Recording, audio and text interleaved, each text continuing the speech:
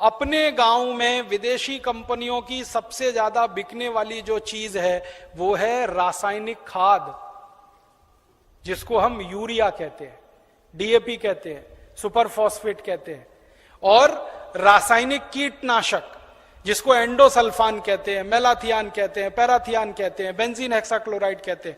तो ये विदेशी कंपनियों के कीटनाशक और रासायनिक खाद ये किसानों के बीच में सबसे ज्यादा खरीदी जाती है, और एक साल में 4,80,000 करोड़ रुपए की खरीदी जाती है रासायनिक खाद और कीटनाशक। माने हमारे किसान हर साल रासायनिक खाद और कीटनाशक खरीदकर विदेशी कंपनियों को 4,80,000 करोड़ रुपए दे रहे हैं। ये भी हमको बचाना है। तो क्या करना है, किसानों को जब समझाना है जाकर गांव गांव में कि भैया ये रासायनिक खाद विदेशी है, ये मत डालो। तो किसान पूछेगा क्या डालें, तो उससे कहो गोबर की खाद डालो, ये रासायनिक खाद मत डालो। तो किसान पूछेगा जी गोबर की खाद में फायदा कम है, रासायनिक खाद में फायदा ज्यादा है। तो उसको बड़े प्रेम से समझाना है कि गोबर की खाद में ही फायदा ज्यादा है, रासायनिक खाद में फायदा तो बहुत कम है, क्योंकि रासायनिक खाद बहुत महंगी मिलती है। पहले एक कट्टा रासायनिक खाद मिलती थी 70 रुपए में, अब एक कट्टा रासायनिक खाद मिलती है 350 रुपए में, 300 रुपए में, 350 रुपए में, और कभी कभी ब्लैक हो जाए तो 500 रुपए में यूरिया। और हर साल कीमत बढ़ती जाती है। क्यों? क्योंकि ये रासायनिक खाद बनती है उन वस्तुओं से जिनको पेट्रोलियम प्रोडक्ट्स कहा जाता है, और सारे पेट्रोलियम प्रोडक्ट्स जिसको नेफ्था कहते हैं वो विदेशों से आता है। इसका पैसा पूरा विदेश में जाता है। किसानों को समझाइए ये कि बहुत महंगी पड़ती है। और इसकी महंगाई पता है दूसरी क्या है, एक बार आपने खेत में 1 कट्टा यूरिया डाल दिया तो अगली बार 2 कट्टा डालना पड़ेगा, 2 बोरे डालना पड़ेगा, और एक बार 2 बोरे पड़ गया तो अगली बार 3 बोरे डालना पड़ेगा, एक बार 3 पड़ गया तो फिर 4 डालना पड़ेगा। हर बार बढ़ता ही जाता है, बढ़ता ही जाता है, बढ़ता ही जाता है, खर्चा बढ़ता जाता है। और मालूम है रासायनिक खाद बहुत गर्म होता है। गर्म रासायनिक खाद यूरिया डीएपी आप डालते हैं, मिट्टी पूरी चटक जाती है गर्मी के कारण, तो पानी ज्यादा देना पड़ता है। गोबर की खाद लगा के खेती करें तो गेहूं की फसल लेने में 3 पानी लगता है। यूरिया डीएपी डालकर अगर गेहूं की खेती करें तो 5-6 बार पानी लगाना पड़ता है, पानी का खर्चा बढ़ जाता है। और पानी का खर्चा बढ़ेगा तो पानी तो जमीन में से ही निकालना पड़ता है। जमीन से ज्यादा पानी निकाल के आप खेतों में डालते रहेंगे तो पानी का तल नीचे नीचे नीचे नीचे होता चला जाता है। पहले पानी 25-30 फुट पे मिलता था, अब पानी 900 फुट तक नहीं मिलता खेतों में। तो किसानों को समझाइए कि यूरिया डालने से बड़ा भारी नुकसान है। एक तो हर साल खाद की मात्रा बढ़ानी पड़ती है, खर्चा बढ़ता है। दूसरा, हर साल पानी की मात्रा बढ़ानी पड़ती है, वो खर्चा बढ़ता है। और जहां पानी निकालने के लिए बिजली नहीं है वहां डीजल पंप चलाना पड़ता है, तो डीजल का खर्चा बढ़ता है। और डीजल कभी भी महंगा होता रहता है। एक जमाने में 7 रुपए लीटर मिलता था डीजल, अब 35 रुपए लीटर। 2-4 दिन के बाद ये 40 रुपए लीटर होने जा रहा है। फिर हो सकता है 1.5 साल में 100 रुपए लीटर हो जाए। किसान कहां जाएगा, मर जाएगा वो तो डीजल का खर्चा करते करते। और फिर एक और नुकसान होता है कि ये यूरिया डीएपी जब हम खेत में डालते हैं तो मिट्टी में ये केमिकल घुल जाते हैं, और मिट्टी में घुल गए तो पौधे की जड़ में आ जाते हैं, पौधे की जड़ से पौधे के तने में आ जाते हैं, पौधे के तने से पौधे के फल में आ जाते हैं, पौधे के फल में आ जाते हैं तो फिर वही फल हम खाते हैं, हमारे शरीर में आ जाते हैं। और हमारे शरीर में अगर ये जहर आ गया तो हमारी माताएं तो पूतना हो जाती हैं। आपने पूतना की कहानी सुनी? कृष्ण भगवान को जहर पिलाने के लिए आई थी। आज हमारी माताओं के दूध में जहर आ चुका है, अपने अपने बच्चों के लिए वो पूतना की स्थिति में है। आज हमारे देश की कई संस्थाओं ने माताओं के दूध का परीक्षण करवाया है, तो माताओं के दूध में वो सारे केमिकल हैं जो यूरिया में हैं। माताओं के दूध में वो सब केमिकल हैं जो कीटनाशक दवाओं में हैं, क्योंकि भोजन हम कर रहे हैं, भोजन के साथ वो शरीर में जा रहे हैं। और यही केमिकल हैं जो आपको कैंसर पैदा करवा रहे हैं, जो आप में डायबिटीज दे रहे हैं, जो आप में हाई ब्लड प्रेशर दे रहे हैं, हाइपरटेंशन दे रहे हैं। 148 किस्म की बीमारियां इन जहरों से पैदा होती है। इसलिए किसानों को समझाओ कि ये यूरिया डीएपी का जहर एक तो विदेशी है, ये बंद करो।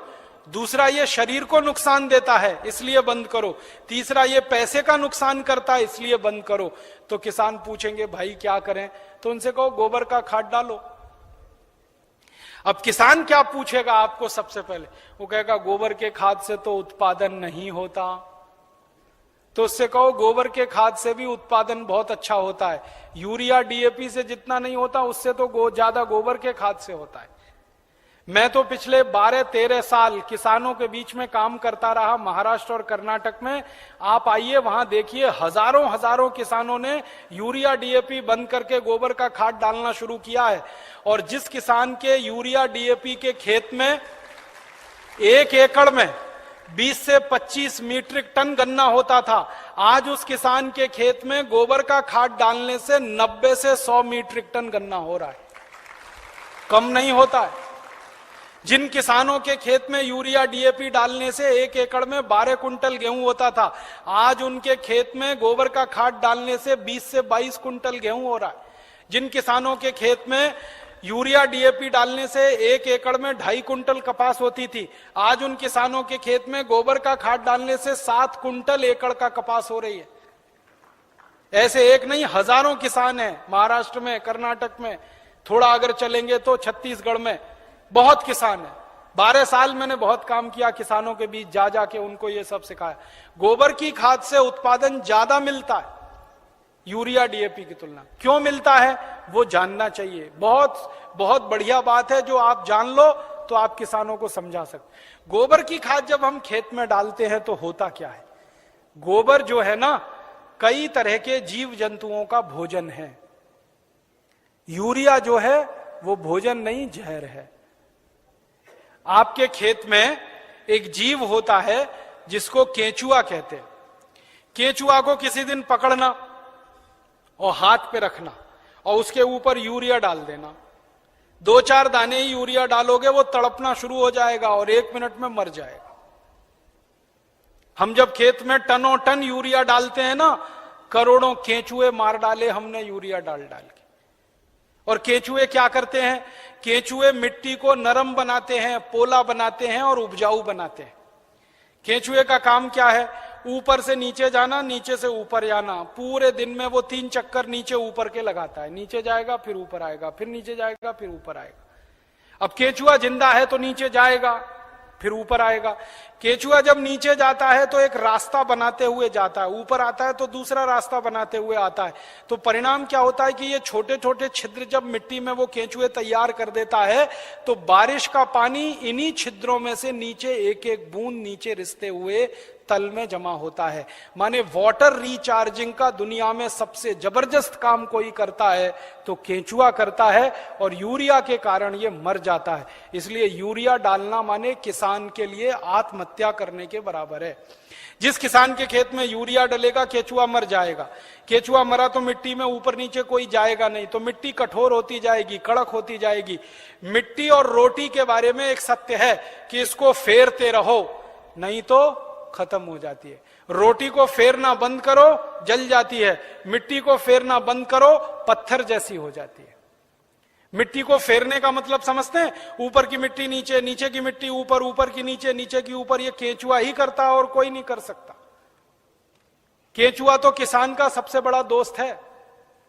मैंने इसका हिसाब निकाला था, एक केंचुआ साल भर अगर जिंदा रहे तो 36 मीट्रिक टन मिट्टी को उठक पटक कर देता है, ऊपर से नीचे, नीचे से ऊपर, एक केंचुआ साल भर में। और उतनी ही मिट्टी को ट्रैक्टर से उलट पलट करना पड़े तो कम से कम 100 लीटर डीजल खर्च होता है, और 100 लीटर डीजल 3600 रुपए का आता है। माने एक केंचुआ हर आदमी का 3600 रुपए बचा रहा है। ऐसे करोड़ों केंचुए हैं, पता सोचो कितने हजार करोड़ रुपए बच रहे हैं इस देश में। इसलिए गोबर का खाद डालने से फायदा क्या होता है, रासायनिक खाद डालो केंचुआ मर जाता है, गोबर का खाद डालो केंचुआ जिंदा हो जाता है। क्योंकि गोबर केंचुए का भोजन है। केंचुए को भोजन मिले तो वो अपनी जनसंख्या बढ़ाता है, और इतनी तेज बढ़ाता है कि कोई नहीं बढ़ा सकता। भारत सरकार कहती है हम दो हमारे दो, केंचुआ नहीं मानता उस बात को। एक एक केंचुआ 50-50 हजार बच्चे पैदा करके मरता है। 50-50 हजार। एक जाति का केंचुआ तो मैंने देखा 1 लाख पैदा करता है बच्चे, तब मरता है।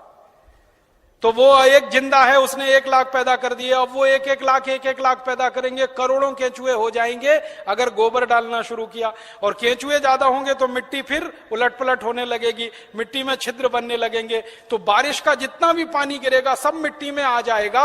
और पानी मिट्टी में गया तो नदियों में बेकार नहीं बहेगा, तो बाढ़ नहीं आएगी, तो समुद्र में फालतू पानी नहीं जाएगा, इस देश का करोड़ों करोड़ों रुपए का फायदा हो जाएगा।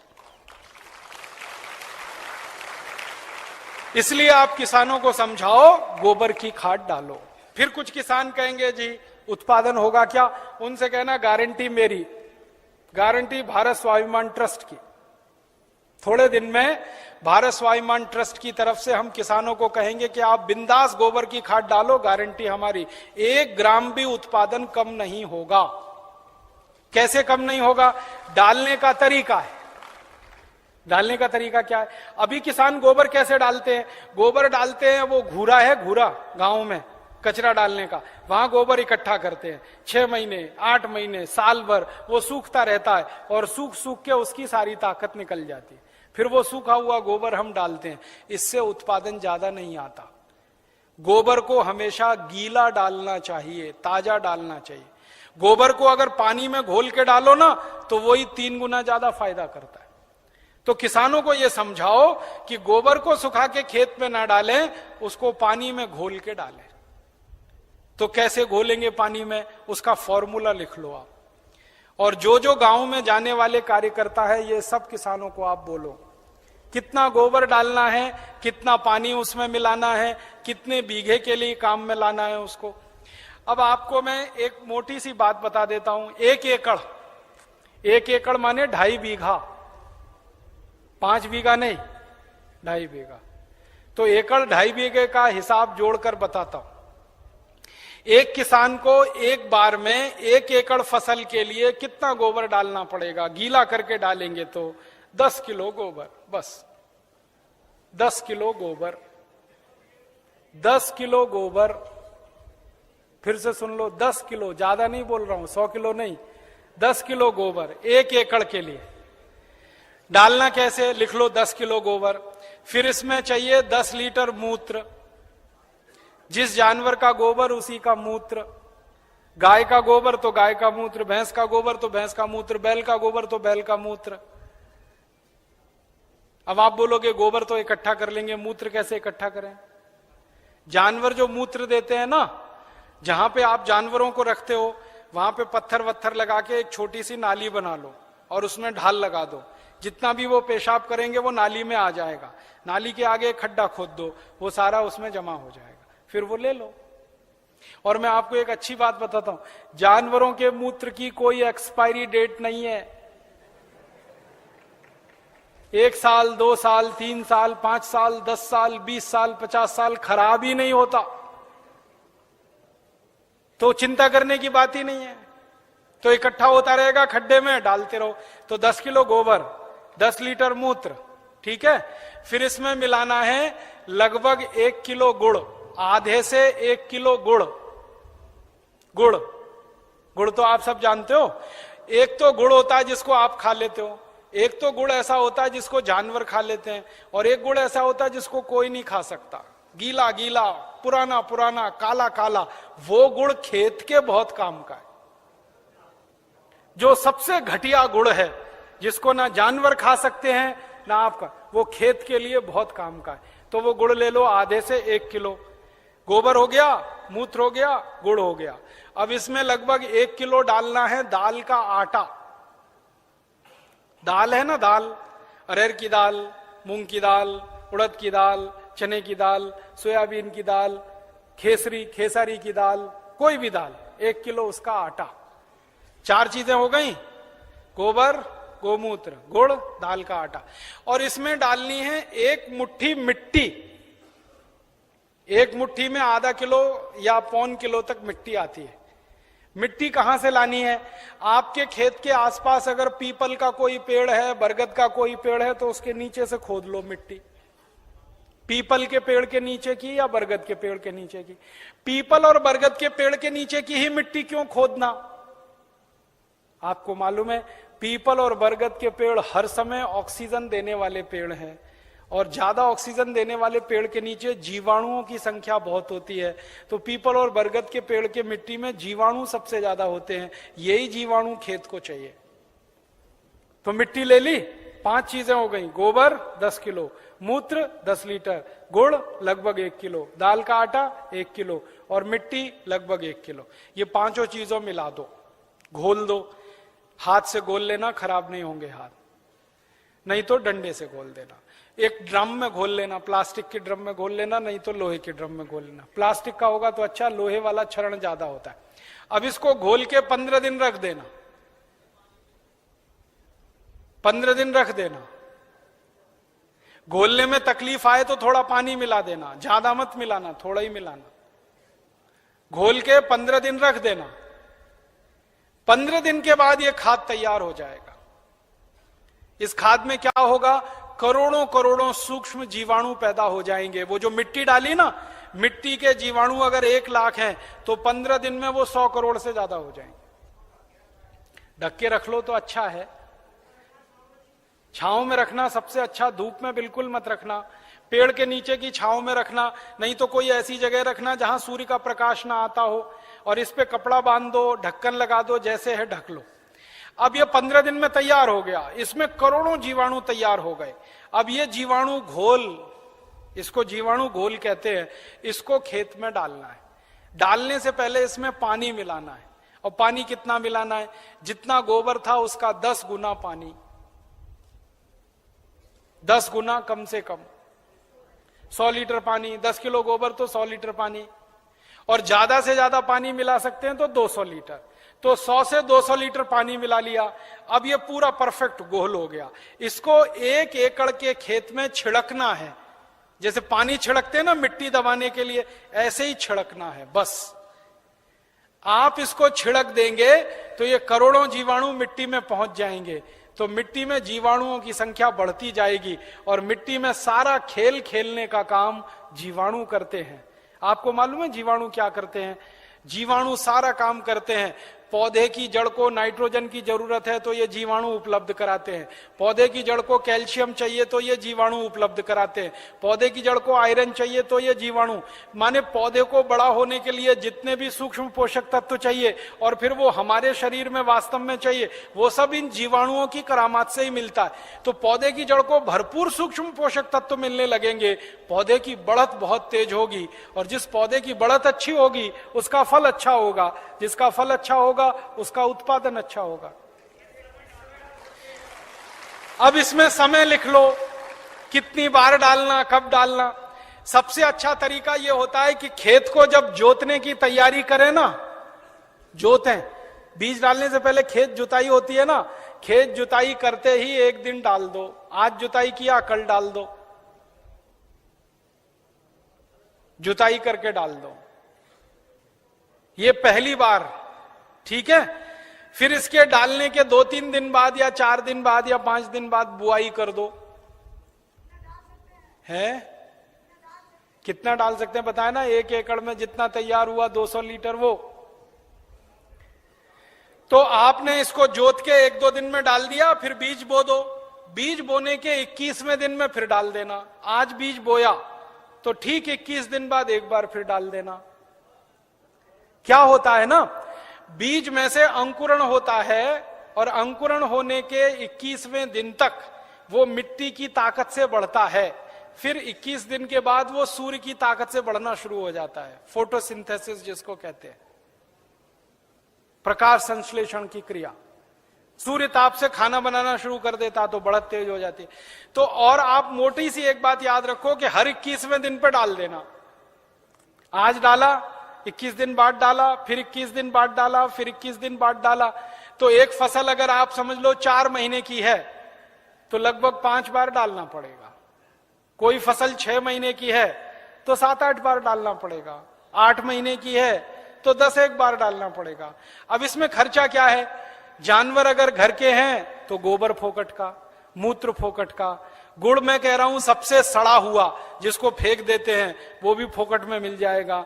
पानी तो फोकट का है ही, थोड़ा दाल वाल लेना पड़ेगा तो उसका खर्चा आएगा, लेकिन किसान अगर दाल पैदा करता है तो वो भी घर की हो जाएगी।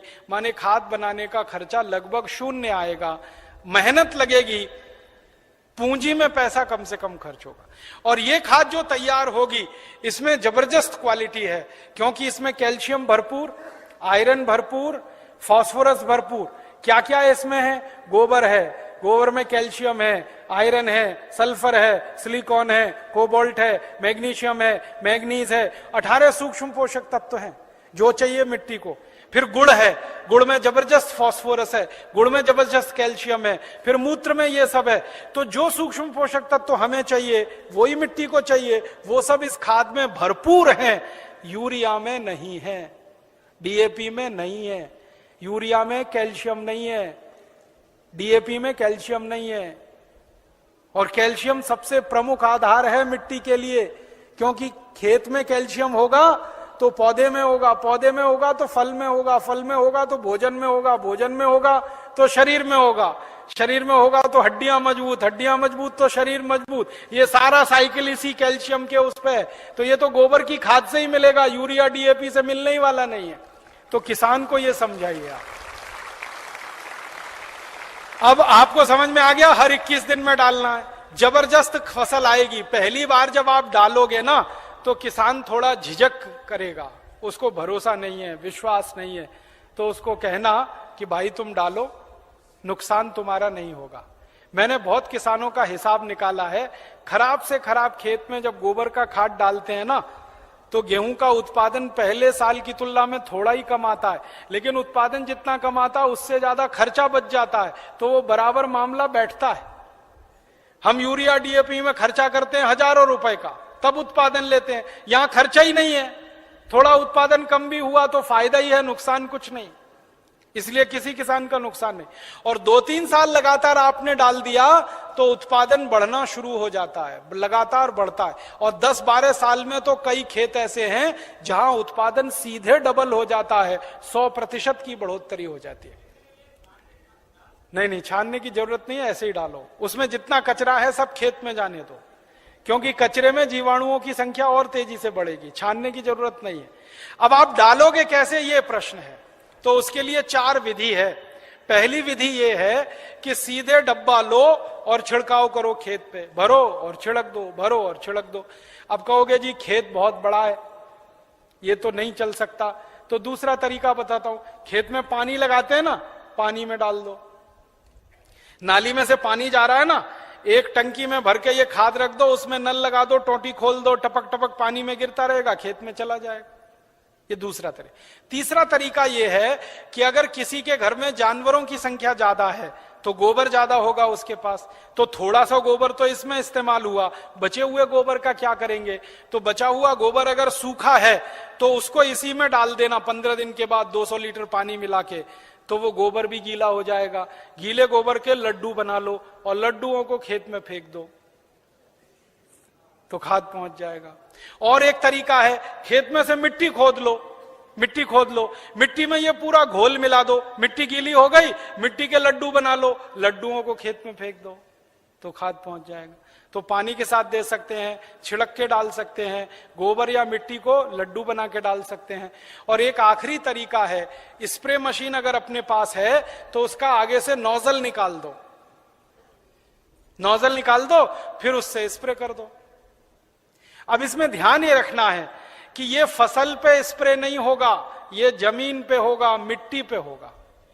फसल पे डालने से फायदा नहीं मिलेगा, मिट्टी में डालना है इसको। तो अगर फसल ऊंची है तब कैसे डालेंगे?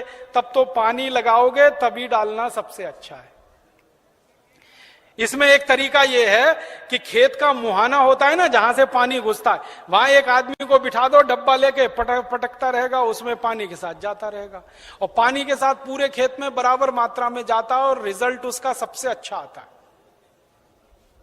और एक तरीका है इसको डालने का, अगर आपके घर में गोबर का वो बनाते हैं ना, क्या कहते हैं उसको, कंडा कहते हैं, उपला कहते हैं, क्या कहते हैं, कंडा उपला जो भी कहते हैं, उसको जलाते हैं। जलाने के बाद राख निकलती है ना, वो राख इकट्ठी कर लो और ये घोल और राख मिला दो और फिर लड्डू बन जाएंगे, फिर खेत में छिड़क दो, तो इसका तो जबरदस्त उत्पादन आता है। क्योंकि जो राख है ना, इसमें कई केमिकल अतिरिक्त हैं जो गोबर और गोमूत्र से भी ज्यादा है। तो ये तरीका समझ में आ गया। हर 21 दिन पे डालेंगे। 4 महीने की फसल है तो 5-6 बार डालना पड़ेगा, 6 महीने हैं तो 7-8 बार। इसी तरह से पूरी खेती होती रहेगी। गोबर किसी भी जानवर का, गाय का हो, भैंस का हो, बैल का हो, बकरी बकरे का हो, गधे घोड़े का हो, हाथी ऊंट का हो, कोई भी हो, सब चलेगा। मूत्र भी किसी जानवर का, ठीक है। और आधा आधा मिले तो वो भी चलेगा। गाय का आधा ले लिया, भैंस का आधा, किसी के पास गाय नहीं हो, किसी के पास भैंस नहीं हो, एक एक गाय एक एक भैंस, और खेत बड़ा है तो आधा आधा, सब मिक्सिंग करके चलेगा। बस एक ही सावधानी रखना कि जो जो गाय का गोबर लो तो वो देशी गाय हो तो अच्छा होगा। जर्सी का फायदा पूरा नहीं करेगा। और जर्सी का ही गोबर है तो उसमें देशी का मिला लेना, नहीं तो कोई फायदा नहीं करेगा। जर्सी गाय है, उसका गोबर है, उसमें देशी गाय का 1-2 किलो गोबर मिला लेना। वो वैसे ही काम करता है जैसे 100 किलो दूध में 1 चम्मच दही डालो तो पूरा दूध दही हो जाता है। वैसे ही 100 किलो जर्सी गाय के गोबर में 1 किलो देशी का डाल दो तो देशी गाय के जीवाणु अपनी संख्या अपने आप बढ़ा लेते हैं। और धीरे धीरे मेरी बात मानो तो जर्सी गाय बेचते जाना, देशी लेते जाना। क्योंकि ये जर्सी गाय के दूध में दम नहीं है।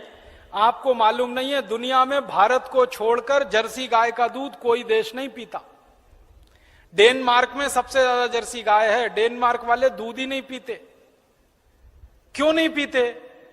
कैंसर होने की संभावना है जर्सी गाय के दूध से। घुटनों का दर्द तो तुरंत हो जाता है, बड़ी बड़ी बीमारियां होती हैं। और जर्सी गाय को एक खतरनाक बीमारी होती है, मैड काउ डिसीज।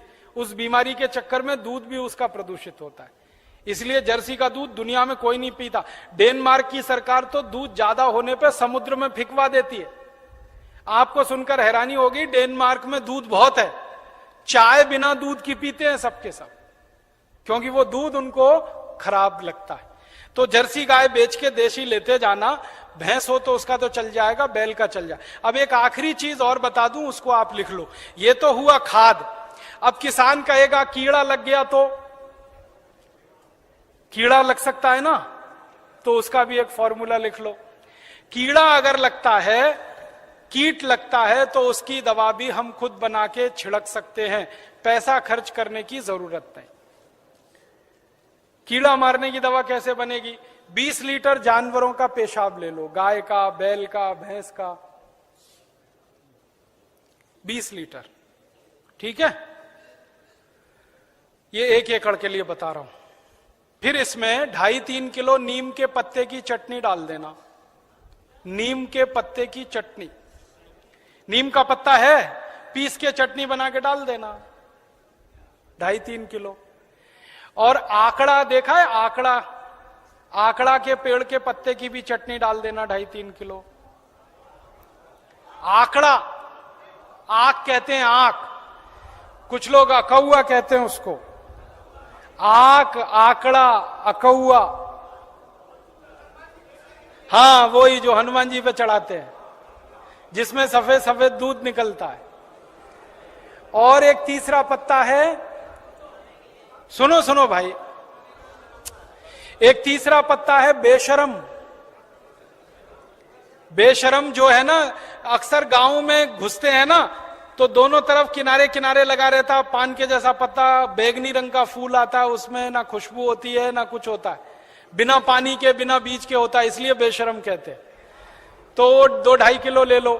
और एक पत्ता है आपके गांव में अगर मिले तो, सीताफल का पत्ता, शरीफा जिसको कहते हैं, सीताफल शरीफा, उसका पत्ता 2-2.5 किलो ले लो।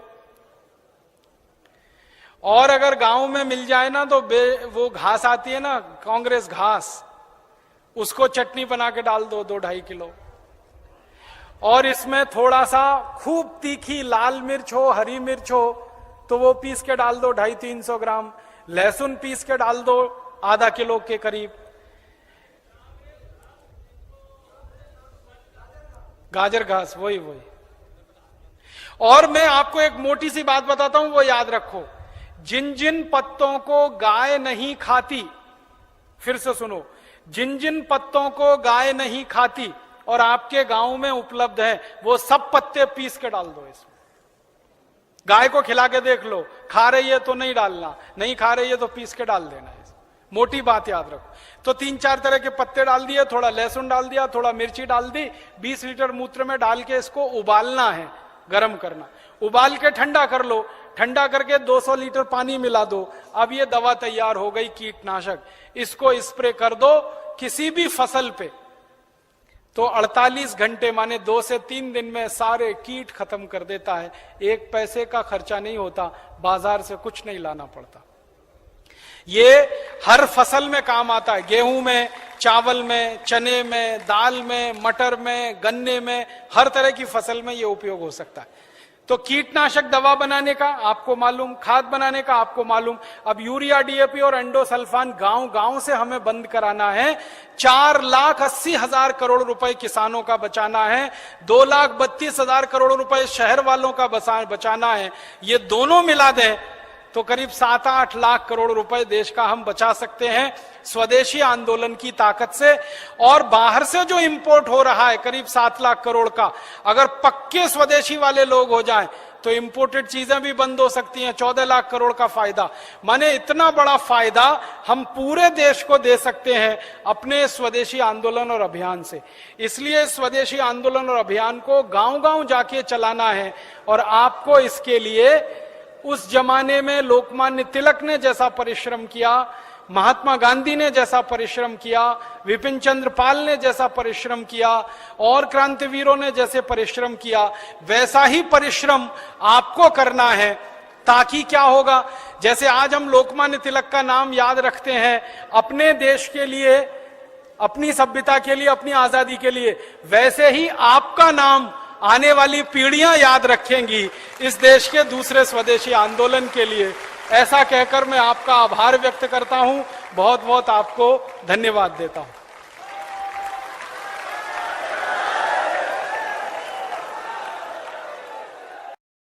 ये जो गाय का गोबर है ना, गोबर बहुत अद्भुत है। ये जैसे मूत्र अद्भुत है, वैसे गोबर बहुत अद्भुत है। गाय के गोबर में वो सब केमिकल हैं जो अच्छी खेती करने के लिए जरूरी है। ऑर्गेनिक फार्मिंग जिसको आप कहते हैं, अच्छी खेती मैं उसको कहता हूँ। जिस खेती में जहर नहीं डालना, यूरिया, डीएपी, उसको करने का एक ही तरीका है, गोबर। तो गोबर में बहुत ताकत है। मैं 15 साल से मेरे खेत में गोबर डालता हूँ। मेरा गाँव में जन्म हुआ, मेरे घर में खेती होती है, 15 साल से हम गोबर डालते हैं। गोबर के साथ गाय मूत्र भी मिला के डालते हैं। इतनी जबरदस्त खेती होती है कि सब दूर दूर के लोग देखने आते हैं।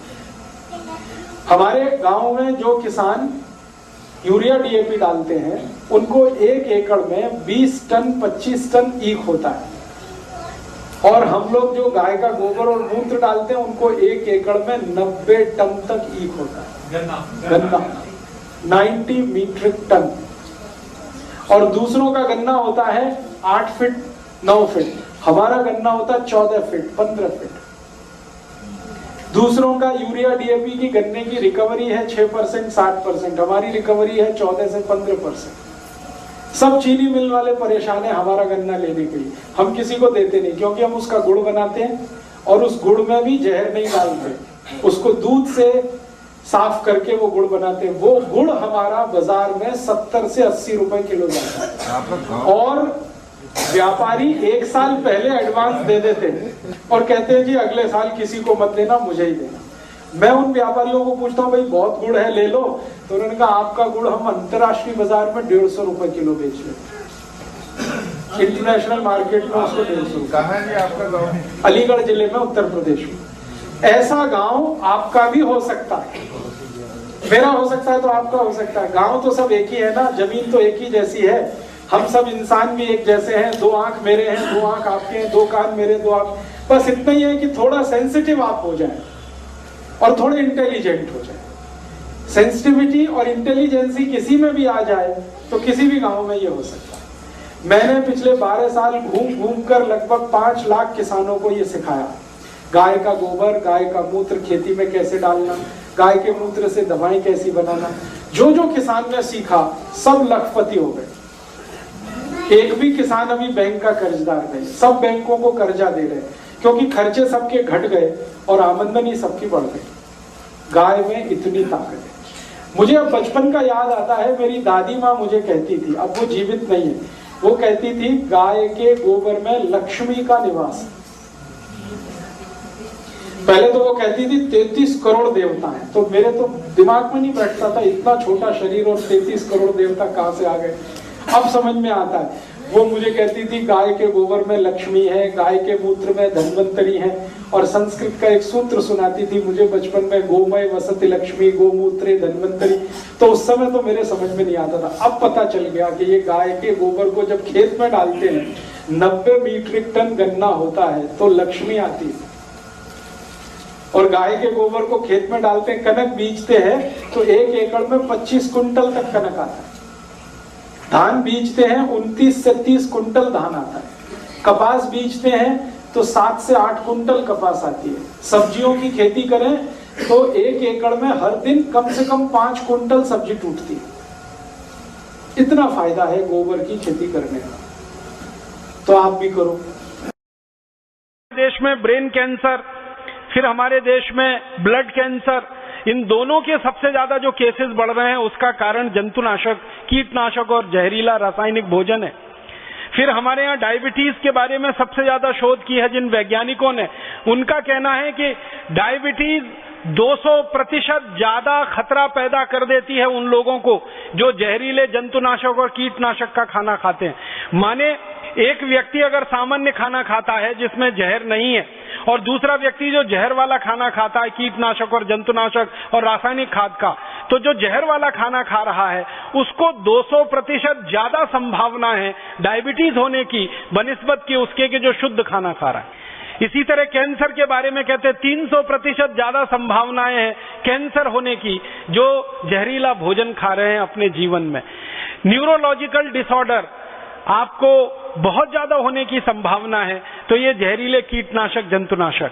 वैज्ञानिकों ने अब तक जो शोध की है वो बताते हैं 48 किस्म की ऐसी बीमारियां जिनका इलाज नहीं है दुनिया में किसी पैथी के पास, एलोपैथी के पास आदि आदि जो प्रचलित चिकित्सा पद्धति है सारी दुनिया में।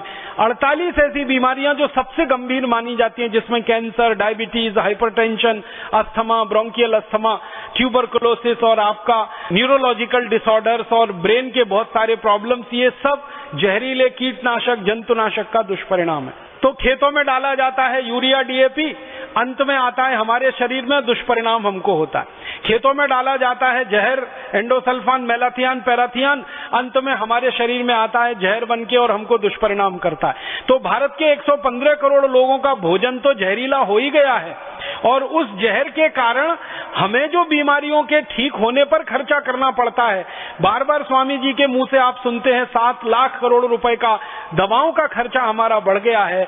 ये 7 लाख करोड़ का सारा खर्चा एक ही दुष्परिणाम में से निकल रहा है, और वो है जहरीली खेती, विषयुक्त खेती, खेतों में डाले जाने वाला रासायनिक खाद और कीटनाशक और जंतुनाशक। ये तो एक दुष्परिणाम है। दूसरा दुष्परिणाम है वो किसानों को प्रत्यक्ष है। किसानों को दुष्परिणाम क्या है?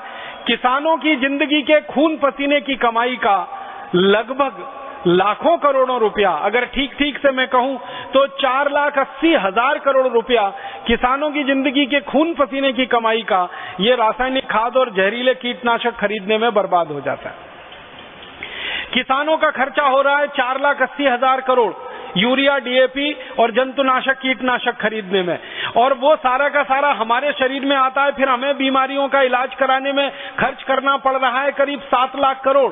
अगर दोनों खर्चे को मिला दिया जाए तो लगभग 12 लाख करोड़ रुपए हमारे देश का सीधे बर्बाद हो रहा है खेतों में जो यूरिया, डीएपी और कीटनाशक का जहर डाला जा रहा है उसके कारण।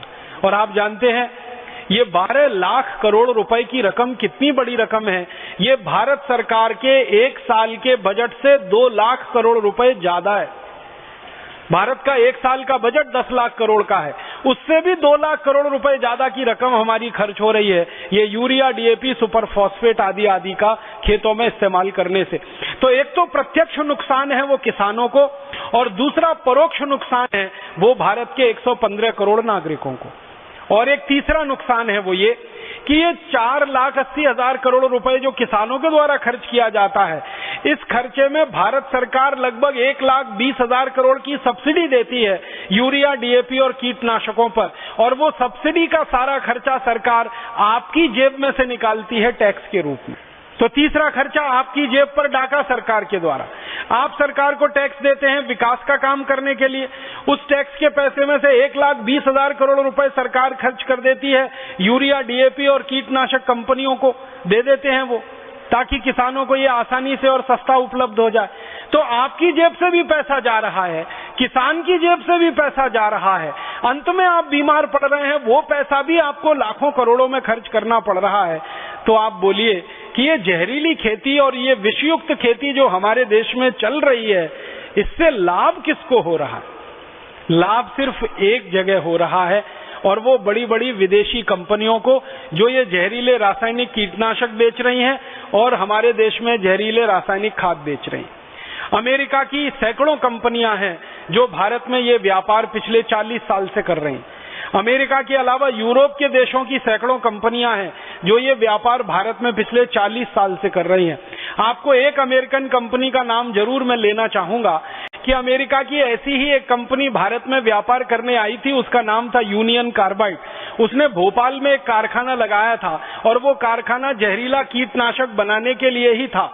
उस कारखाने में से 40 मीट्रिक टन जहरीली गैस निकली थी, मिथाइल आइसोसाइनेट, और उस गैस के निकलने के कारण 3 दिसंबर 1984 की रात को 1 घंटे के अंदर 3,000 लोग तड़प तड़प के मौत की नींद में सो गए थे।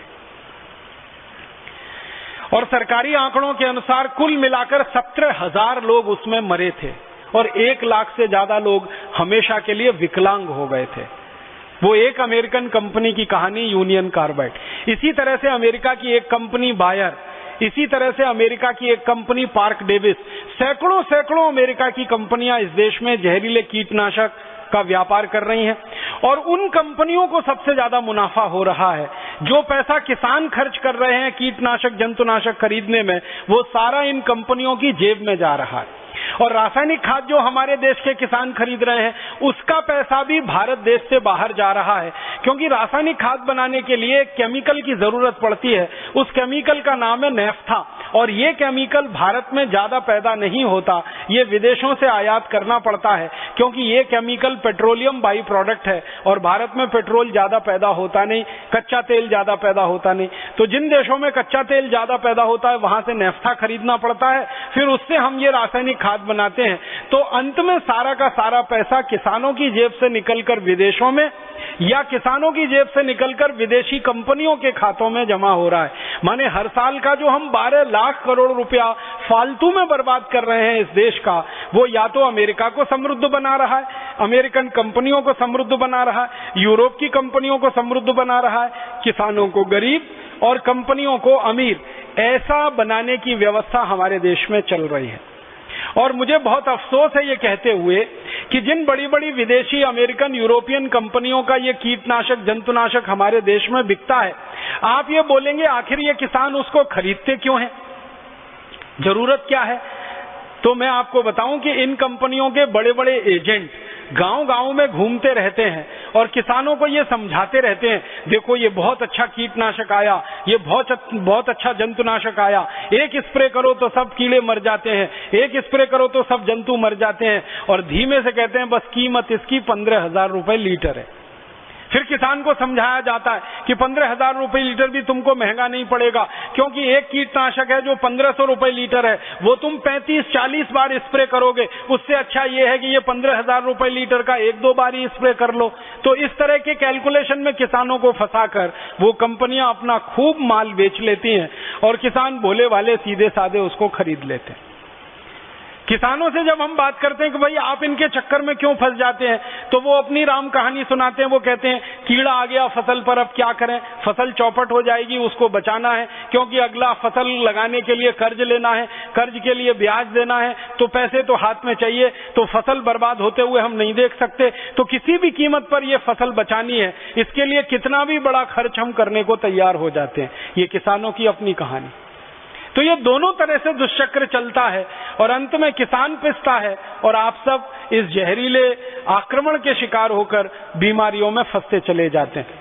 मैं आपको एक छोटी सी जानकारी और देना चाहता हूं कि हमारे देश में ये जो कंपनियां जहर बेच रही हैं, ये जहर किस किस राज्य में कितना कितना बिक रहा है और कैसे उनका इस्तेमाल किसानों के बीच में करवाया जा रहा है। कुछ राज्यवार आंकड़े हैं। सबसे ज्यादा ये जहर जो डाला जा रहा है वो उत्तर प्रदेश में है।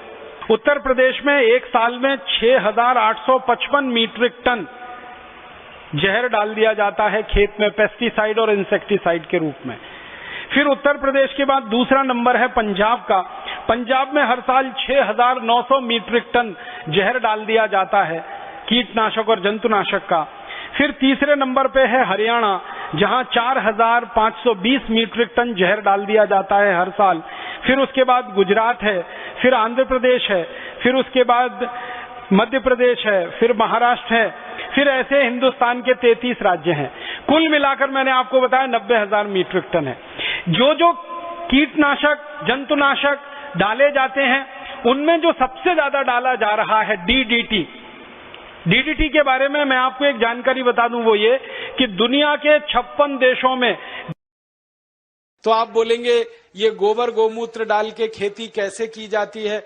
इसका एक सरल सूत्र बताना चाहता हूं। जो भी किसान भाई हैं वो इसको लिख लें अपने कागज पर, अपनी कॉपी पर, नहीं तो ध्यान से सुन लें, क्योंकि ये सूत्र बताने पता नहीं कब कौन दोबारा आपके पास आएगा। ये सूत्र वो है जो खेती में उत्पादन तो ज्यादा देगा और खर्चा आपका पूरा घटा देगा। यूरिया का एक दाना डालना नहीं पड़ेगा और बहुत अच्छी फसल आपकी पैदा होगी। क्या करना है? गोबर डालना है, गाय का हो या बैल का हो या भैंस का हो। कितना गोबर डालना है और कैसे डालना है? अभी कई बार हम गोबर डालते हैं तो क्या करते हैं, गोबर को इकट्ठा करते हैं, एक खड्डे में भरते जाते हैं, वो सूखता रहता है, फिर जब सूख जाता है तो उठाकर खेत में डाल देते हैं। ये सूखा हुआ गोबर मत डालो, इससे कोई फायदा नहीं है। गोबर अगर खेत में डालना है तो गीला डालो, वो सबसे ज्यादा फायदा करता है। ऐसे में एक बात समझाऊं आपको, मैं आपको एक सूखी रोटी दूं खाने के लिए, आप जल्दी नहीं खा पाएंगे, और उसी रोटी को दूध में डाल के दे दूं फटाफट खा लेंगे। एक सूखी रोटी दे दूं नहीं खा पाएंगे, दाल में डाल के दे दूं जल्दी खा लेंगे। गीली चीज जल्दी हजम होती है, मिट्टी को भी और शरीर को भी। तो खेत की मिट्टी में गोबर डालो तो गीला करके डालो। आप बोलेंगे कैसे करना है? 1 एकड़ खेत अगर हमारे पास है मान लो, तो 1 एकड़ खेत के लिए 15 किलो गोबर चाहिए, गाय का या बैल का या भैंस का। अब 15 किलो गोबर चाहिए और 15 लीटर मूत्र चाहिए, गाय का या तो बैल का या तो भैंस का। अब आप कहोगे गोबर इकट्ठा करना तो आसान है, मूत्र कैसे इकट्ठा करें? मूत्र इकट्ठा करना भी आसान। गाय बैल भैंस जब मूत्र देते हैं ना तो उसका समय एकदम पक्का है। गाय के बछड़े और बछड़ी को दूध पीने के लिए छोड़ो, तुरंत पेशाब करती है, डब्बा लगा के भर लो। ऐसे ही बैल करता है, ज्यादा देर बैठ के बैल खड़ा होगा, पेशाब करेगा, डब्बा भर लो। तो मूत्र ऐसे इकट्ठा कर सकते हैं। दूसरा एक तरीका है कि जहां जानवरों को हम रखते हैं वहां पत्थर बिछा दो, ईंट बिछा दो, थोड़ा पक्का कर दो, सीमेंट लगा दो, ढाल बना दो, एक नाली बना दो, नाली में खड्डा बना दो, तो जो भी मूत्र गिरेगा वो खड्डे में इकट्ठा हो जाएगा। और गाय के मूत्र की, बैल के मूत्र की, भैंस के मूत्र की विशेषता है कि इसकी एक्सपायरी डेट नहीं होती, ये खराब ही नहीं होता। 1 साल, 2 साल, 10 साल, 20 साल, 50 साल कभी खराब नहीं होता। तो भरे रहा है गड्ढे में, कोई फर्क नहीं पड़ेगा, बस उस गड्ढे में से उठाते रहो। 15 किलो गोबर, 15 लीटर मूत्र, दोनों को मिला लो, हाथ से ही मिला लो। एक प्लास्टिक का ड्रम ले लो, उसमें मिला लो। मिलाने के बाद इसमें 1 किलो गुड़ डाल दो, गुड़। और गुड़ ऐसा डालना जो पुराना हो, जिसको कोई खाता ना हो, काला काला हो जाता है, एकदम पानी जैसा, जिसको हम छूना भी पसंद नहीं करते, वो गुड़ इसमें डाल दो 1 किलो। और 1 किलो डाल दो कोई भी दाल का आटा या चोकर। चोकर समझते हैं? गेहूं का आटा छानने के बाद जो निकलता है, क्या कहते हैं उसको? चोकर कहते हैं। वो डाल दो 1 किलो। या अगर सस्ती दाल हो घर में उत्पादन की हुई तो उसको पीस के 1 किलो डाल दो। तो 1 किलो चोकर या 1 किलो दाल का आटा, और इसमें डालो 1 किलो मिट्टी। मिट्टी कहां से लानी है? पीपल के पेड़ के नीचे की मिट्टी या बरगद के पेड़ के नीचे की मिट्टी।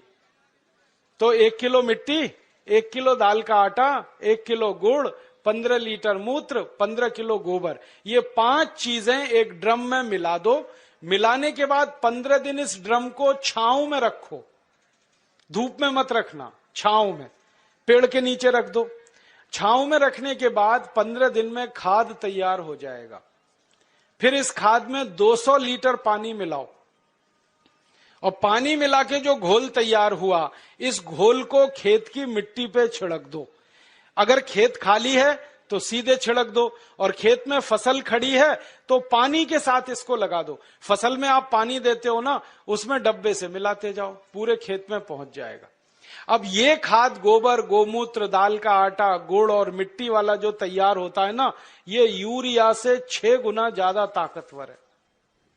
हमने इसकी प्रयोगशाला में जांच कराई तो यूरिया डीएपी में जितनी ताकत है मिट्टी को देने के लिए, उससे 6 गुनी ज्यादा ताकत इसमें है। इसलिए इससे उत्पादन ज्यादा आता है।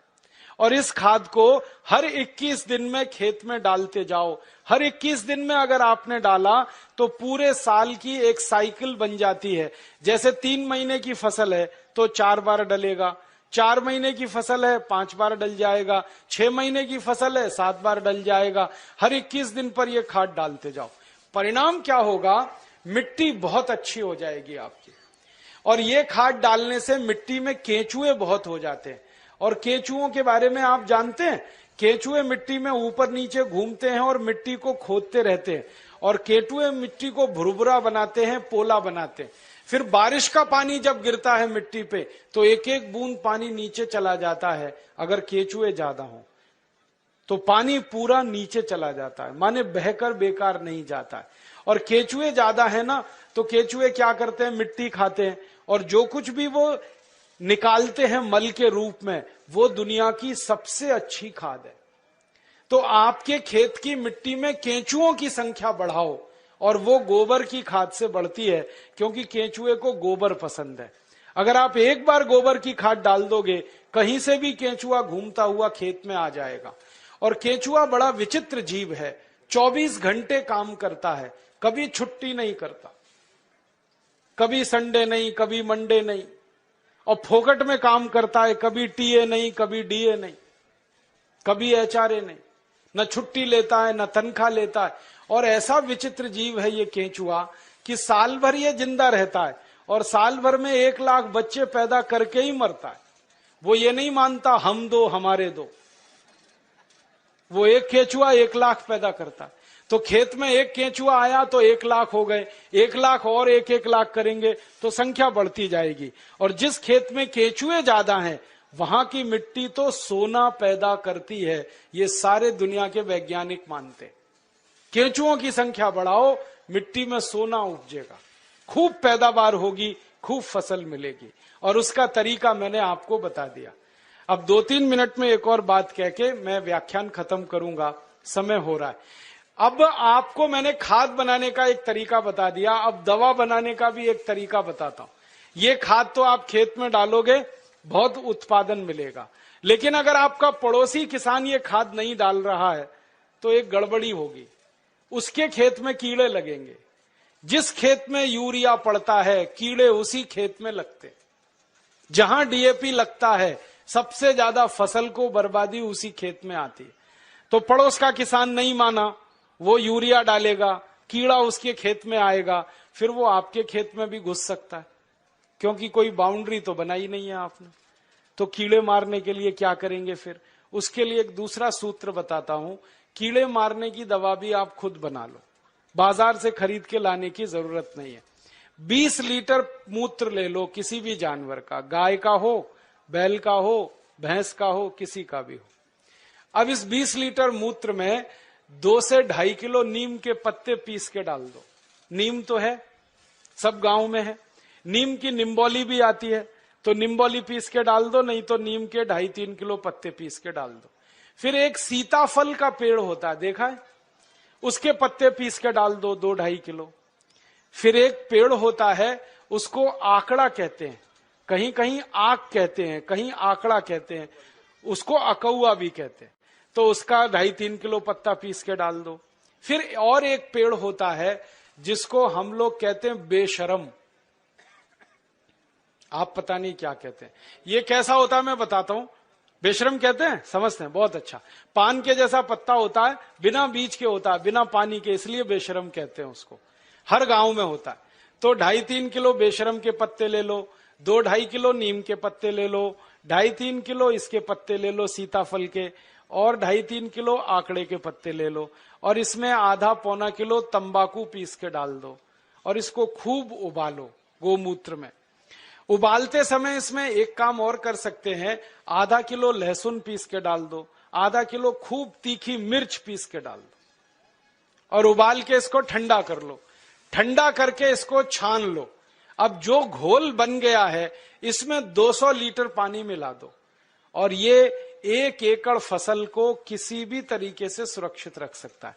और इसको स्प्रे कर दो खेत में, तैयार हो गई। अब इस दवा को जब छिड़कना है तब छिड़क लो, बना के रखना है तो बना के रख लो। 1-1 साल 2-2 साल ये दवा खराब नहीं होती, क्योंकि इसमें कोई भी ऐसी चीज नहीं है जिसकी एक्सपायरी डेट हो। तो कीटनाशक दवा बना लिया और खाद बना लिया। और अब तीसरा एक काम और कर लेना कि बीज जब खेत में डालते हैं तो बीज को खेत में डालने से पहले संस्कारित कर लेना। और संस्कारित कैसे करना?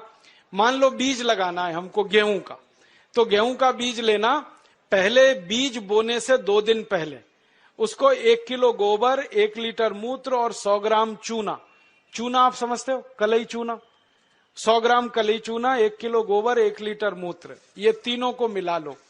कलई चूना को मिलाने का तरीका है कि पहले उसको पानी में डालो, खूब पानी को वो गर्म कर देगा, फिर ठंडा हो जाए तब उसको गोबर और मूत्र में मिला लो।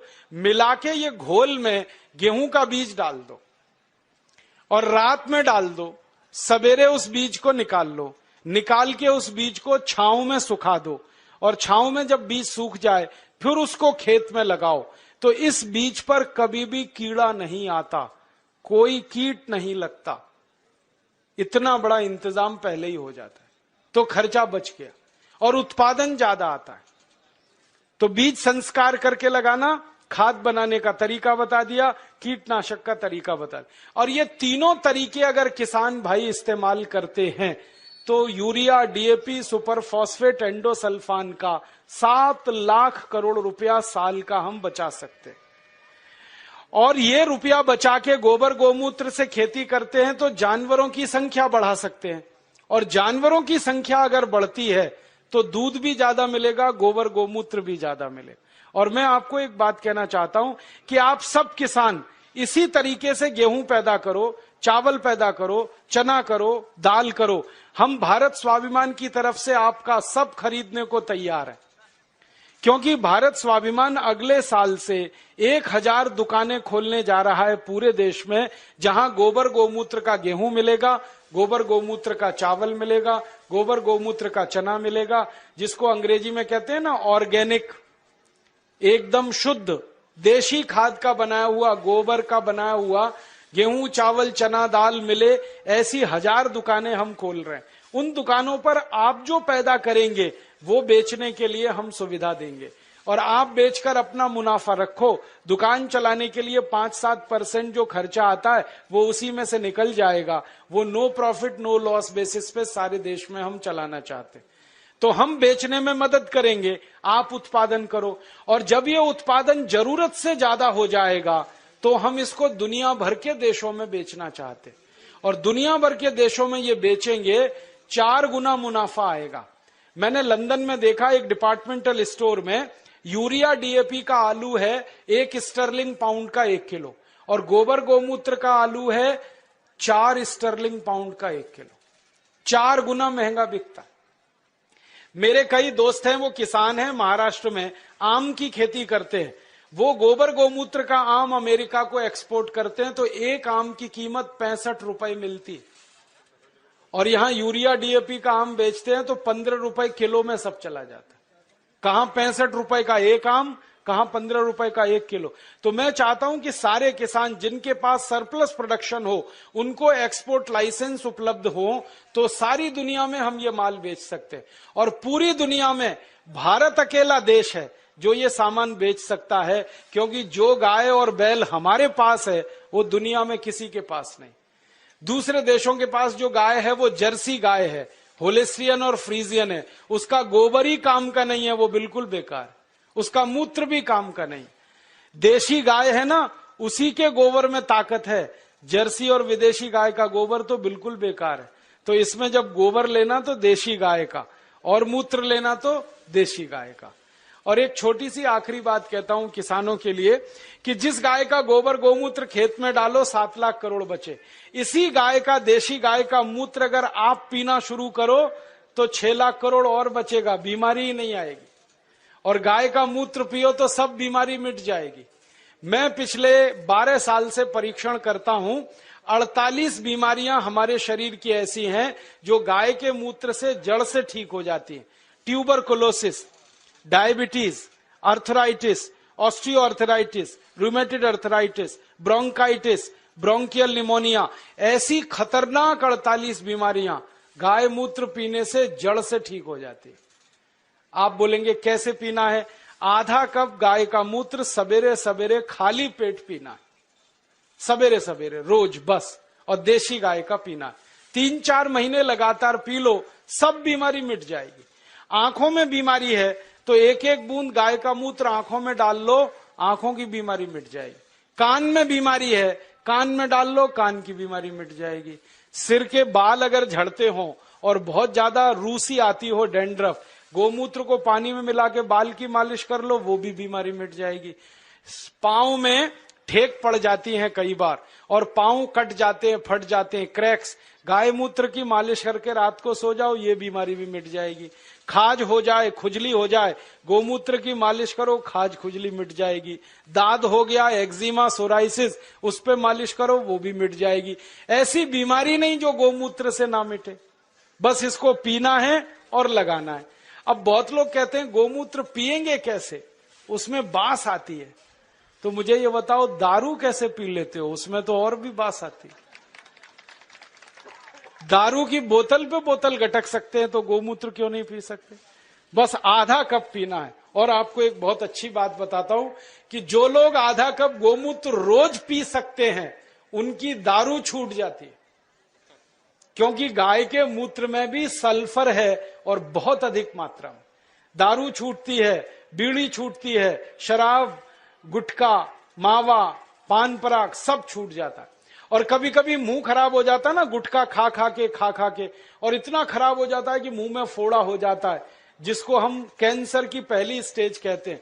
उसमें गोमूत्र मुंह में भरो, ऐसे ऐसे मुंह में भर के उसको घुमाओ और कुल्ला करना शुरू कर दो, वो फोड़ा भी मिट जाता है। लेकिन इसका मतलब ये नहीं है कि गोमूत्र से मुंह का फोड़ा मिटा के फिर गुटखा खाएं, छोड़ देना ही अच्छा है। तो आप इस गोमूत्र का दवा के रूप में इस्तेमाल करो, व्यसन को छोड़ने में इस्तेमाल करो, शरीर की बीमारियों को दूर करने में इस्तेमाल करो। माताएं बहनें यहां बैठी हैं, उनको एक बात बताने का दिल कर रहा है कि बहुत सारी माताओं बहनों को जब गर्भावस्था होती है ना, तो डॉक्टर कई बार कहता है कि सीजेरियन ऑपरेशन कराओ, नहीं तो बच्चा नहीं आएगा। और उसके 20 बहाने वो बताते, कभी कहेंगे जगह छोटी है, कभी कहेंगे ये बीमारी, कभी वो ये। आप कुछ मत करो, बस एक काम करना, किसी गाय की बछड़ी का मूत्र लेना आधा कप, और उसमें 100 ग्राम गोबर उसका घोल लेना। गोबर मूत्र घोल के उसको कपड़े से छान लेना। और जिस माँ को गर्भावस्था है और डॉक्टर चिल्ला रहा है कि ऑपरेशन कराओ, ऑपरेशन मत कराना, वो पिला देना उसको। 2-3 घूंट सुबह, 2-3 घूंट दोपहर, 2-3 घूंट शाम। रात को बच्चा अपने आप बड़े आराम से बाहर आ जाएगा, कोई ऑपरेशन नहीं करना पड़े। मैंने हजारों माताओं बहनों की डिलीवरी इस गोबर गोमूत्र से फोकट में कराई। और ये गोबर गोमूत्र में इतनी ताकत है, मैं आपको एक मेडिकल टर्मिनोलॉजी को सरल भाषा में समझाता हूं। बच्चा कई बार उल्टा हो जाता है गर्भाशय में, तो डॉक्टर कहते हैं अब तो कोई इलाज नहीं, काटना ही पड़ेगा पेट। गोबर गोमूत्र की 3 डोज दे दो, वो उल्टा बच्चा सीधा हो जाता है। गाय के मूत्र में इतनी ताकत है, इसलिए आप इसको पीना शुरू करो, पिलाना शुरू करो। इसका इलाज सबसे अच्छा है, खर्चा कुछ नहीं है, पैसे कोई जाने वाले नहीं, गाय अपने पास है। अब मैं क्यों कह रहा हूं ये बात, बार बार आप गाय का मूत्र पियोगे, अपनी बीमारी ठीक करोगे तो आपके मन में गाय के प्रति श्रद्धा बढ़ेगी। अभी तक तो आप दूध पीते थे, लेकिन दूध तो गाय हमेशा देती नहीं है, तो उस गाय को कसाई को बेच देते हैं। अब मूत्र तो जिंदगी भर देगी। तो मैं किसानों से कहता हूं, गाय को दूध के लिए मत पालो, मूत्र के लिए पालो। दूध मिले तो बोनस है, मूत्र असली है। और जो गोमूत्र पीना शुरू किया, आंख में डालना शुरू किया, बीमारी मिटती है। आंखों की एक बीमारी है जो दुनिया में कभी ठीक नहीं होती, उसको रेटिनल डिटैचमेंट कहते हैं। अमेरिका में भी इलाज नहीं है उसका। और एक ग्लूकोमा, बिना ऑपरेशन ठीक ही नहीं होता। ये दोनों बीमारी एक एक बूंद गोमूत्र से 3 महीने में जड़ से मिट जाती है। जिनको चश्मे चढ़ गए ना, चश्मा उतारना है तो गोमूत्र डाल लो तो चश्मा उतर जाता है। सब तरह की बीमारी आपकी खत्म करता है गाय का मूत्र, क्योंकि गोमूत्र में 18 तरह के रासायनिक तत्व हैं। सल्फर उसमें है, कैल्शियम उसमें है, आयरन उसमें है, मैग्नीशियम उसमें है, मैग्नीज उसमें है, भगवान के दिए हुए हैं, प्रचंड मात्रा में है, मुफ्त में है और बिना किसी साइड इफेक्ट के। तो गोबर गोमूत्र को खेत में डालो तो यूरिया का खर्च बचेगा, शरीर में पियो तो 6 लाख करोड़ की बीमारी का खर्च बचेगा। तो खाली गाय से ही 1 साल में इस देश का 15 लाख करोड़ का फायदा हम करा सकते हैं। और ये ताकत हम में से हर किसान में है। और ये ताकत का अंदाजा किसानों को लग जाए तो भारत देश को सोने की चिड़िया बनने से कोई नहीं रोक सकता और हमको आगे आने से कोई नहीं रोक सकता। हम तो पैदा करके दुनिया को खिला सकते हैं, इतनी ताकत गाय के गोबर और मूत्र में। बस अब एक काम करना, एक संकल्प लेके यहां से उठना कि गाय पालेंगे, उसको कसाई को नहीं बेचेंगे। मुझे दुख इस बात का है, गाय पालता है हिंदू, काटता है कसाई। क्यों? हिंदू बेच देता है, कसाई काट देता है। और हिंदुओं को पूछो भाई गाय क्यों बेची, कहने लगे जी दूध नहीं देती। दूध तो थोड़े दिन के बाद अपनी अम्मा भी नहीं देती, उसको भी बेचोगे? गाय अपनी मां के जैसी है, उसको कभी बेचना नहीं, किसी कसाई को देना नहीं, बहुत पाप पड़ेगा। अगर उसकी मृत्यु होती है तो ऐसे ही उसका अंतिम संस्कार करो जैसे अपने घर के लोगों का किया जाता है। अच्छा सा खड्डा खोद के उसको गाड़ दो। और मैं तो एक तरीका बताता हूं कि गाय मर गई तो उसका चमड़ा कभी मत उतारना, बहुत पाप लगता है। उसको ऐसे का ऐसा ही दफन करना, खड्डा खोद के। और जहां गाय को दफन किया वहां आम का एक पेड़ लगा देना। 3 साल में वो पेड़ इतने फल देगा कि आप तोड़ते तोड़ते थक जाएंगे। मैंने ये किया है। गाय का शरीर जिस मिट्टी में दफन हुआ वहां आम का पेड़ लगा दिया और दूर एक दूसरा आम का पेड़ लगा दिया। उस आम के पेड़ पे 100 फल आते हैं तो गाय के शरीर वाले आम के पेड़ पे 400 से 500 फल आते हैं। 4-5 गुना ज्यादा उत्पादन है। और आम बड़ा होता है और एकदम मीठा होता है। माने गाय जिंदा रहते इतनी हमारी मदद करती है, मरने के बाद भी इतनी मदद करती है। इसलिए इसको कसाई को तो देना नहीं। और गाय को काटें, उसका मांस बिके 10,000 रुपए। गाय को जिंदा रखें और उसके मूत्र से दवा बनाकर बेचें तो साल की आमदनी 2 लाख रुपए है एक गाय की। इसलिए गाय फालतू नहीं है, बहुत कीमती है, बहुत मूल्यवान है। तभी तो हमारे बुजुर्गों ने, पुरखों ने कहा कि गाय में 33 करोड़ देवता हैं। ये कोई सामान्य बात नहीं है। और जो देवता है ना, उनमें गोबर में तो लक्ष्मी है और गोमूत्र में धन्वंतरी है। ये अब समझ में आया। मेरी अम्मा मुझे समझाती थी, दादी, कि गोमूत्रे वसति लक्ष्मी, सॉरी, गोमय वसति लक्ष्मी, गोमूत्रे धन्वंतरी, ऐसा एक संस्कृत सूत्र हमने सीखा था। अब गाय के मूत्र में धन्वंतरी, गोबर में लक्ष्मी, तब समझ में नहीं आया, अब आया कि गोबर डालते हैं खेत में, खूब अन्न पैदा होता है और बहुत महंगे दाम पर विदेशों में बिकता है, तो डॉलर के डॉलर आते हैं। तो लक्ष्मी ऐसे है गोबर में। और मूत्र को उपयोग करते हैं तो बीमारी मिटती है, बीमारी मिटे तो धन्वंतरी ही है। फिर तो गोबर गोमूत्र में भगवान है, ये ध्यान रख के आप अपने घर में गाय लेके आओ। और मेरा तो आपको कहना है कि जर्सी गाय जो गलती से लाई हो तो तुरंत बेचो, देशी लेके आओ। जर्सी बेचोगे तो 3 देशी गाय आएगी। जर्सी खाती भी ज्यादा है, हगती भी ज्यादा है और बिल्कुल बेकार है उसका गोबर, ना उसका गोबर काम का ना मूत्र काम का। आप कहोगे जो दूध ज्यादा देती है, वो दूध बिल्कुल बेकार है, कोई पीने लायक नहीं है। दुनिया के किसी देश के लोग जर्सी गाय का दूध नहीं पीते, भारत को छोड़कर। डेनमार्क में सबसे ज्यादा जर्सी गाय है, फिर भी वो दूध नहीं पीते, क्योंकि कहते हैं इससे कैंसर होता है, अर्थराइटिस होता है। तो इस जर्सी गाय को बेच के देशी गाय लाओ और उसको पालो, तो आपका ये जीवन सुधरेगा, परलोक भी सुधरेगा। और मैं तो मानता हूं गाय का सबसे बड़ा मूल्य है, सवेरे ही सवेरे सोकर उठो और गाय के चेहरे का दर्शन करो तो भगवान का दर्शन हो गया। इतना आनंद और इतनी खुशी मिलती है गाय का दर्शन करने में। आंखें देखो कितनी सुंदर हैं, चेहरा कितना सुंदर है। तो ऐसी गाय पालकर अपनी खेती सुधारो, खुद को सुधारो, देश को सुधारो। ये निवेदन करके मैं इस व्याख्यान को समाप्त करता हूं। आपको धन्यवाद देता हूं कि आपने बड़ी ध्यान से, गंभीरता से सुना, और निवेदन करता हूं कि ये करना जरूर। अच्छा ये बताओ, करोगे? कौन कौन करेगा, जरा हाथ तो उठाओ।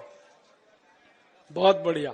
और जब ये पैदा होने लगे गेहूं, चावल, चना, दाल, तो मुझे पतंजलि समिति को बताना, हम उसके बिकवाने के लिए आपकी पूरी मदद करेंगे। अच्छे से अच्छा भाव आपको मिले, अच्छी से अच्छी कीमत पर ये चीजें बिकें, उसके लिए हम आपकी मदद करेंगे। धन्यवाद। बहुत खर्चा घटेगा। और दवा छिड़कते हैं जो खेत में पेस्टिसाइड, वो बंद कर दें। तो आप बोलेंगे फिर क्या करें? यूरिया, डीएपी बंद करके गाय का गोबर, भैंस का गोबर खेत में डालें। अब आप बोलेंगे गोबर और कैसे डालें खेत में? बहुत सरल तरीका है उसका। 1 एकड़ खेत अगर आपके पास है तो 10 किलो गोबर ले लो किसी भी जानवर का, 10 लीटर मूत्र ले लो किसी भी जानवर का, गाय, बैल, भैंस का, दोनों को मिला लो। उसमें 1 किलो गुड़ डाल दो, गुड़, और 1 किलो दाल का आटा, और 1 किलो मिट्टी, खेत की मिट्टी, मेड़ की हो तो बहुत अच्छा। गोबर 10 किलो, मूत्र 10 लीटर, 1 किलो गुड़, 1 किलो दाल का आटा और खेत के मेड़ की 1 किलो मिट्टी, ये 5 चीजें मिला के ड्रम में रख दो। 15 दिन रखा रहने दो, 15 दिन में खाद तैयार हो जाएगा। फिर इसमें पानी मिला दो, कम से कम 200 लीटर। तो ये घोल तैयार हुआ, इसको खेत की मिट्टी पे छिड़कना है। ये सबसे अच्छी खाद है दुनिया की, 1 पैसा भी खर्च नहीं होता इसमें। ये खाद का इस्तेमाल हजारों किसान कर रहे हैं पूरे देश में और सब अच्छे हो गए। जो किसान पहले गेहूं लेते थे यूरिया, डीएपी से 1 एकड़ में 10 कुंटल, अब उनका गेहूं आता है 1 एकड़ में 20 कुंटल। जिनका गन्ना होता था पहले 1 एकड़ में 25 टन, अब उनका गन्ना होता है 1 एकड़ में 70 टन। जिनकी कपास होती थी 1 एकड़ में 2 कुंटल, 2.5 कुंटल, अब होती है 7 कुंटल। उत्पादन बढ़ गया और जो पैदा हो रहा है वो इतना स्वादिष्ट है कि बाजार में खूब अच्छे भाव पे बिकता है। जो किसान इस तरह से गेहूं करते हैं उनका गेहूं 20 रुपए किलो, 25 रुपए किलो बिकता है। उसको ऑर्गेनिक, शुद्ध कहते हैं। ऑर्गेनिक चीजों की सारी दुनिया में मांग है, पूरी दुनिया में। आप भी अपने खेत में इस ऑर्गेनिक तरीके से खेती करो तो बहुत अच्छा है। फॉर्मूला फिर बता देता हूं। 1 एकड़ खेत के लिए 10 किलो गोबर, 10 लीटर मूत्र, 1 किलो गुड़, 1 किलो दाल का आटा, 1 किलो मिट्टी, तो सीधे छिड़क सकते हैं। फसल खड़ी हो तो पानी के साथ मिला सकते हैं। फसल में जब पानी देते हैं ना, उसमें मिला दो इसको। मैंने एकड़ का बताया, अब 2 एकड़ है तो डबल कर लेना, 3 एकड़ है ट्रिपल कर लेना। यूरिया का खर्चा खत्म करना। अब यूरिया, डीएपी बंद करेंगे, खर्चा कम हुआ। फिर हम जो खाएंगे वो शुद्ध हुआ, वो शुद्ध खाएंगे, बीमारी कम, दूसरों को खिलाएंगे, उनकी बीमारी कम, सारा देश स्वस्थ, सुखी और निरोगी हो जाए।